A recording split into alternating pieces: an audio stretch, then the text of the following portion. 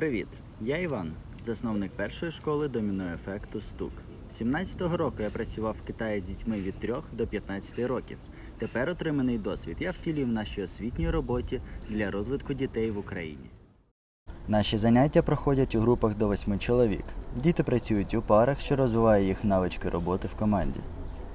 При регулярних заняттях з доміно дитина набуває багато корисних навичок, наприклад, цілеспрямованість. Завдяки заняттям ще з дитинства діти отримують корисну звичку доводити справу до кінця.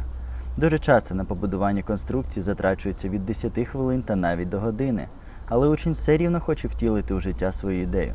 Тому при будуванні трас тренується усидливість та витримка. Щоб зібрати те, що зображено на схемі, чи побудувати щось власне, потрібно уявити всю трасу повністю ще до початку конструювання.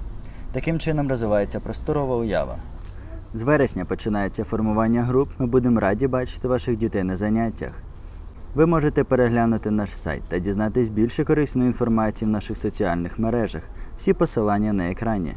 З повагою, перша школа доміно-ефекту «Стук».